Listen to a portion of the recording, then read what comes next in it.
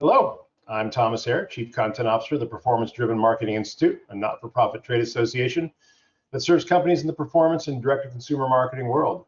It is Wednesday, August 31st, the last day of August, and we'd like to welcome you to the third episode of the month, a rare 3-episode month here for Take 20, which is created by the PDMI's Brand Response Council. These 20-minute live conversations featuring leaders in the performance marketing world speaking about the hottest topics in the industry are usually scheduled twice a month. Again, we're in our third for August.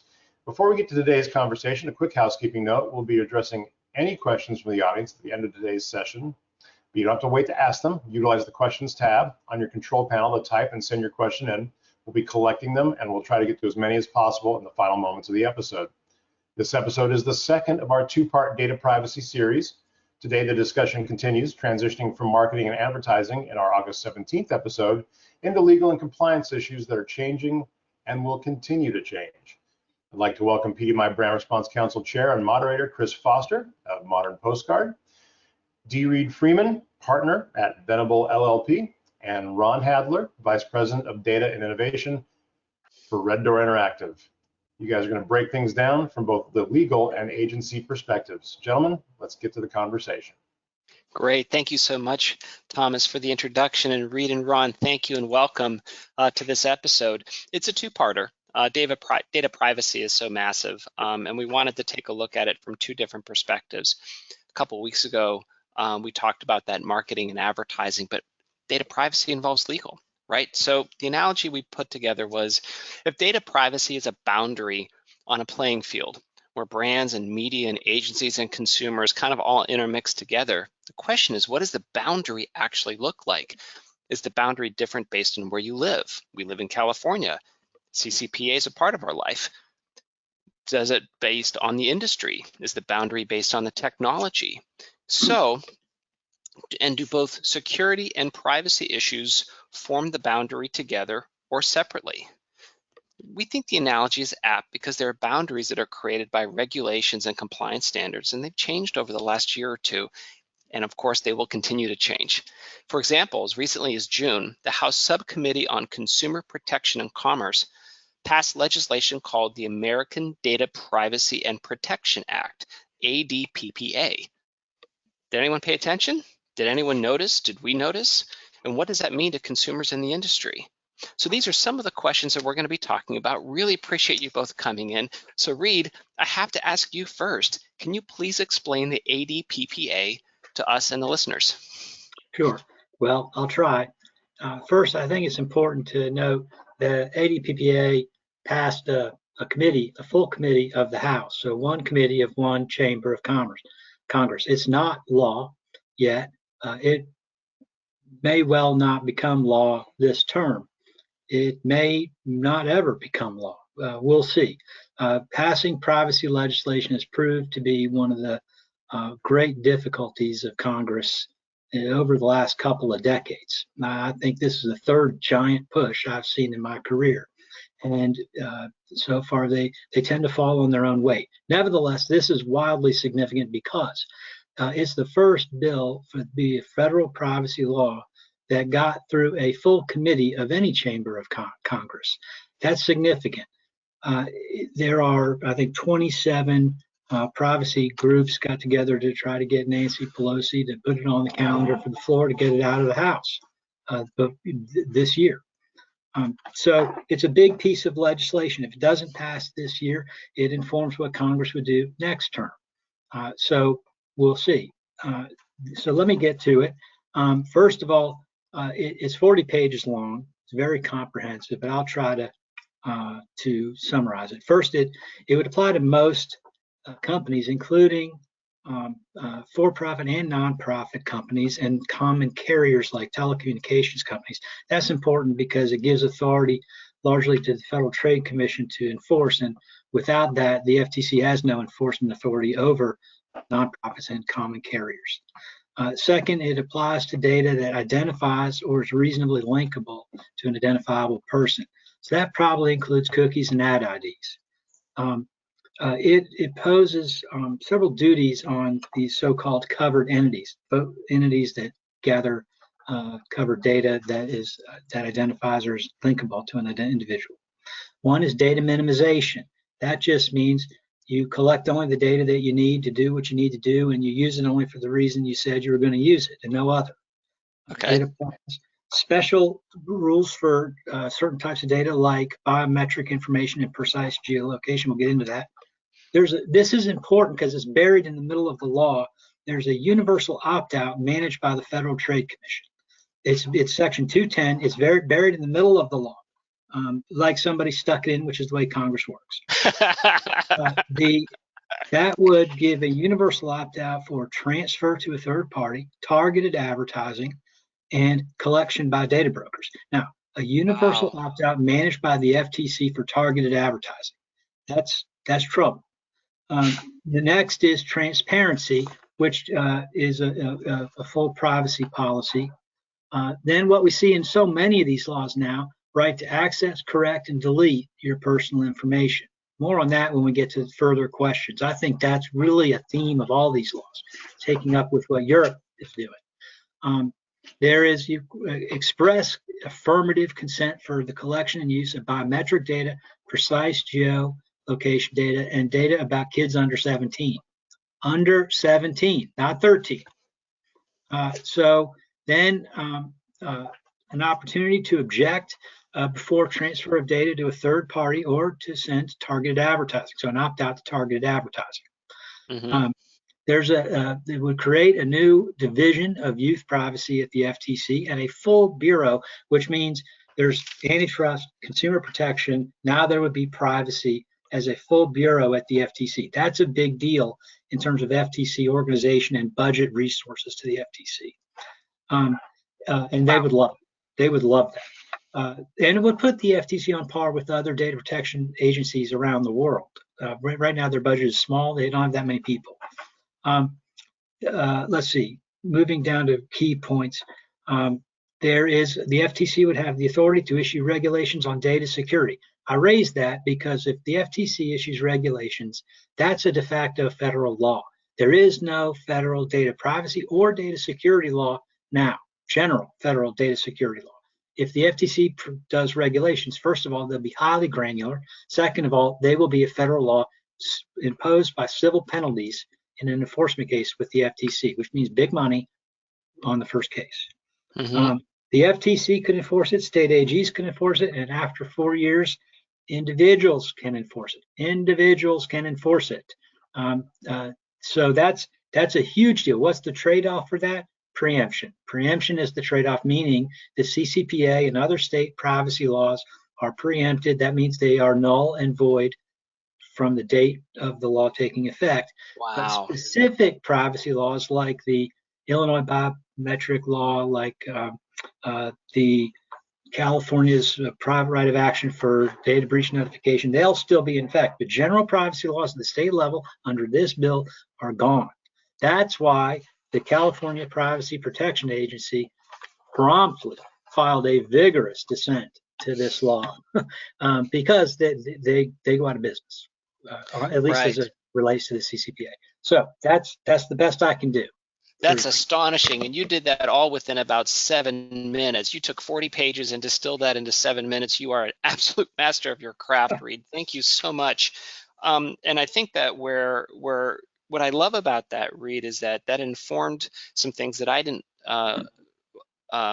understand or made aware of, especially some of these larger, hefty, sledgehammers like you talked about, buried into the mix of the legislation language of the universal opt-out, affecting targeted advertising, affecting transfer to third party. Let me say something. You raised that. Let me say something. It's not clear. I represent an email trade association, and email senders send targeted ads, right? Like anybody else. It's not clear under this law whether the universal opt-out managed by the Federal Trade Commission would also apply to email marketing. If it does, it amends canned spam. It shakes up everything because your unsubscribe is not the only way people can unsubscribe. You would have to subscribe to the FTC's opt-out list. Wow. So I want to have Which would, of course, promptly be hacked. Right, exactly. So I've got a follow-up question to you, Reed, on this, especially as it relates to what you mentioned in your first comment, where a lot of the legislation falls under their own weight, and it doesn't mean that it's actually going to move through, but it will impact the reaction, right? There's a response to the legislation, I guess. But I want to touch with Ron. So from an agency perspective, Ron, is this something where you bring this up and you translate this legislation to your clients or internally? How do you handle and process some of this news that's coming up? Yeah, and I point back to sort of what Reed said, right? A lot of these things, fall under their own weight. We have a long ways to go before this, in fact, becomes law. There's going to be a lot of, additions. There's going to be changes as the two parts of Congress come together and agree upon what should be law. So I think there's a long ways off, and this is an election year, which throws everything out to pasture when it comes to passing anything major.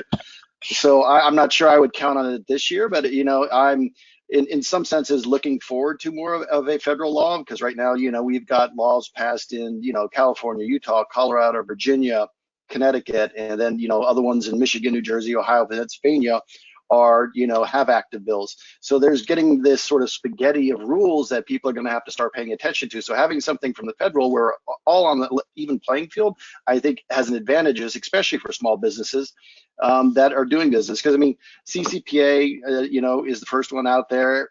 Pretty much almost all businesses do business with somebody in California, just given our population size. So you have to have some sort of understanding and sense of what it means to comply with data privacy. So if you're not doing that, then I think you're way behind in what needs to be done. Because if you're doing any business outside of the U.S. and with European folks, you have GDPR that you have to pay attention to. So it really is you have to understand that we've given rights to consumers and their data, and you have to comply for that. You have to build that trust that you're taking care of it. We've talked before between security and data privacy and how those things are intertwined, right? And security is part of data privacy, and the understanding that you're taking a reasonable amount of security to, take care of somebody's data. And so, that's how you build trust with folks, is making sure that they understand what's going on with their data, how you're using it, and then are you respecting their choices and the rights that they have been entitled to.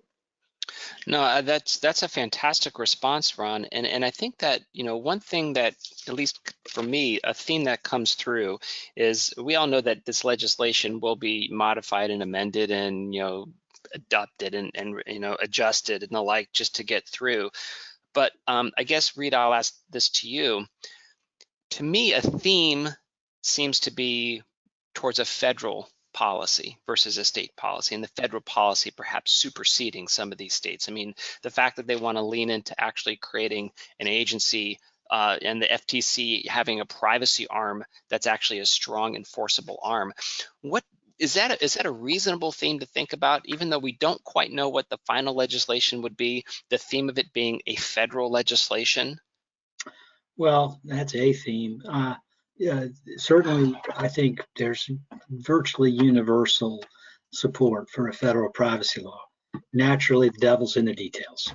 Sure. So that's why we don't have one. So, and there's so many details. So, is there a theme towards a federal privacy law? There has been for a long time. Congress has tried this multiple times, going back to 2001 in my memory, when Fritz Hollings tried to pass a bill. From South Carolina. So that's a theme, but I think the big theme in the United States is the states just saying we're done waiting and enacting law after law after law, and we're not done at the state level yet. We're not done with the ones we have. Regulations in California and Colorado are underway. We're not done with the ones that will take effect in this session or in future sessions. California just yesterday, the legislature passed I'm going to get the title right, the California Age Appropriate Design Code Act. That is, if you have a website that's targeted to kids under 18 or used a lot by kids under 18, you have to design your code for kids to use and make it easy and obvious. Data privacy has to be set by default. There need to be privacy impact assessments, all kinds of things. So this is a new privacy law in California that passed yesterday. The governor's waiting to sign it. So, wow. And we'll see more of this at the state level. Not only that, but I think the big trend right now is more and more states. If there were a headline for what's going on in the USA, it would be the states take charge. Right. And so there's that, and there's also state enforcement. So, the CCPA has been enforced 73 times already, and the latest thing is the global privacy control for do not sell my personal information working. They just sued Sephora and got a settlement for $1.2 million last week. So, I think that's the big trend. And then, it was the states saying, Congress, you're not doing something, so we're going to do something. Now Congress saying, states, you're doing too much. Now we need to do something. So It's a seesaw. So we'll see more states, more enforcement until Congress steps in and preempts all of that. Interesting. And what I love is that now you've got these various paths of momentum, right, coming through and kind of coalescing into something that will be shaped in the upcoming years. We've got this has just been fantastic. I do have a question though, because as this moves forward and as consumers get smarter and brands hopefully get smarter and regulation changes a little bit, I also think it affects people differently depending on their generation and depending on their comfort level accessing devices and technology. Generation Z is the first generation on planet Earth where 98% of them own a smartphone. They're 26% of the global population. They are very savvy consumers, and 30% of them are opting out and really tight with their privacy control. Generation Alpha, which comes right after Generation Z, won't know a life without the smartphone. That they grow up with that. But that's not the case for someone who's my age or someone who's even older. So how do you think this affects different generations different ways? Ron? I'll open it up. Yep, sure. It's really interesting, and just giving the statistics that, especially with iOS 14 coming on to iOS devices last year, and instead of opting out of kind of tracking and things like that, they had to opt in. And so you went from essentially, 15% of the people opting out to 15% of the people opting in. So just basically this amount of tracking that's going on in apps within the Apple systems just, they virtually disappeared overnight. I think Facebook is losing something close to 10 billion this year in advertising because of those impacts, right? And that's because, you have this generation, and it's also the way that they phrased it, Apple did, do you want us to track you and your firstborn and everything coming after that? So nobody's going to opt into that, right? And, the thing is that I think it's going to take us a while and some pain for all of us advertisers and marketers of not being good targeting for people not opting in, right? Because they're going to get, bad ads, they're going to get randomness, and, they're going to realize that they have to share something in order to get good advertising. All of this freemium model that the internet's working on, right? In the sense that, hey, we're giving you all these free services and functionalities and applications, and then you give us the ability to advertise to you is kind of how things are operating. And when they don't get anything that's of value from that, they're going to have to realize that I need to share something to get that value to have this free app. Otherwise, you're going to be paying for everything on the internet.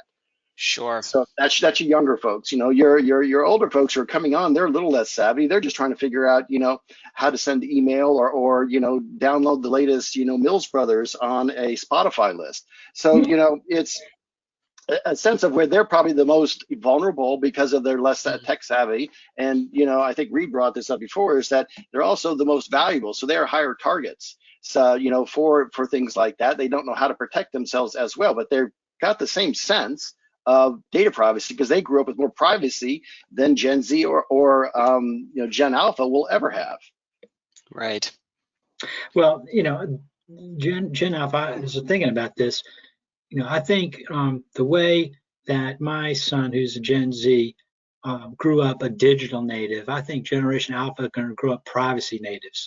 That is to say, they're growing up right into the tidal wave of privacy legislation. So this will be normal for them, right? This idea of access, correction, deletion, opting in, opting out, all the rights they have, they're just going to assume that they have. That's one thing. So we have to be ready to exercise those rights. The other thing is, as they, my kids go on Instagram 27 times a day. If they're not happy, they're going public with it. And we all know what happens when folks go public with problems. It ends up in a crisis communications event. So we have to be ready for more of those and more people exercising their rights, because I think they will. I'm not so sure that they'll be more careful. The data so far doesn't show that the younger you are, the more careful you are with your privacy, but they will exercise their rights, is my prediction. Right, that is brilliant. And they're going to be vocal about those rights, and vocal right. if they feel that their rights have been trespassed by a brand, without a doubt. They're going to go public, and then it's going to get forwarded and liked, and pretty soon you'll have a problem. That's true. That was brilliant. Great insight. Great insight, gentlemen. We are actually past 20 minutes. We could do this for the next 2 hours. You guys are so insightful, and I really appreciate you dropping those, pearls of knowledge. Tom, I think it's time for us to get some questions from the audience. Sure. Yeah, we got a couple of them here. One of them, I read about the CCPA settlement with Sephora in PDMI Weekly today. Apparently, it's the first settlement, $1.2 million. Is this should this be seen as a shot across the bow for all marketers and retailers? What does Ron is it's the shot that takes it's the shot that takes off the bow. This, if you didn't know enforcement under the CCPA was coming, it's here. The other thing is this enforcement also included a group of related cases on the global privacy control and the opt-out of sale of my personal information, the global privacy control, which I wonder if it's really being implemented by as many companies that are doing other CCPA things. So the California AG is all over this. I think there's 17 cases on it so far, and a bunch more coming. Wow. Yeah, I believe the AG actually stated that this was a shot across the bow, in the sense of this is one of many to come, and they are on it. So yes, if you've been given a lot of extra time to kind of get this. I mean, this is past clear back, what was it, 2018, enforcement in 2020, and there's been a lot of time for brands to kind of get on the boat, get with the program. So there should be no surprise for anybody who's not complying that they're getting the AG's on their case. Yeah. Makes sense. If you had to advise a company one thing they could do today to protect their business and their client's business and operate within the boundaries of the privacy world as it changes, what would you recommend?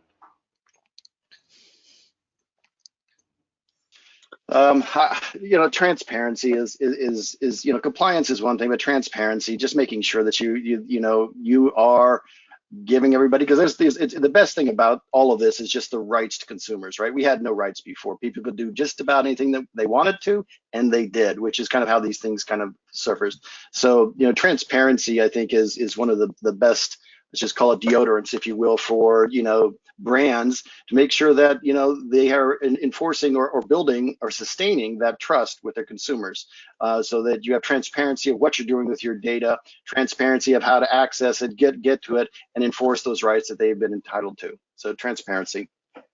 Yeah, the only thing I'd add on top of that is, as long as you're being transparent, make sure that you're right when you're doing it. So one of the great sort of reminders I like to tell people is every sentence that ends in a period is a representation which can be alleged to be false.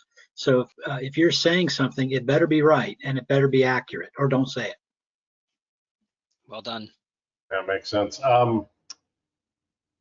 Last one. Reed said the CCPA has been enforced 73 times. I think that number is correct, but I'm willing to guess it's been violated many, many more times over. How likely is a company to get caught and fined for being non-compliant in this day and age? Well, the Sephora case, the press release and the complaint made clear, the AG, you have a 30-day right to cure under the CCPA. That's the CCPA. Different rules will apply to this California Privacy Rights Act next year, but under the CCPA, the California Attorney General's got to come to you with a problem, and you've got to fail to fix it after 30 days. Then they have to keep finding a problem and ultimately allege it in a case. So, if they're coming after you now, you have a 30-day right to cure. And so, how many cases have they pursued and there was a cure and they didn't go any further? Probably a lot more than 73. Right. Great. Well, that's it. Thank you. Chris, Reed, and Ron, thank you so much. Great conversation as always. Lots of stuff to keep track of and pay attention to. We look forward to seeing how it unfolds and appreciate your continuing insights. Your next scheduled opportunity to attend a live online episode of Take 20 is Wednesday, September 14th, as we open a two-part series on performance marketing creative. Make sure the creatives stay within their lanes as well.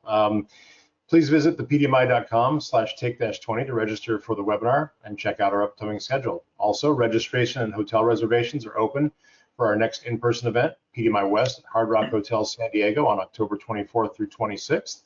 Visit thepdmi.com/pdmi-west now for more information, to book your badge, and to get into the hotel. Quick note on hotel, our hotel block, which is deeply discounted, that actually closes on September 23rd, so we're getting tight on that. We're about 3 weeks away, so you want to get your badge and get your room getting taken care of now. So we say thanks again for checking out this episode of PDMI's Take 20. We hope you have a great rest of the week, a great Labor Day weekend. Be well. Take care. Bye-bye. Thank you. Bye.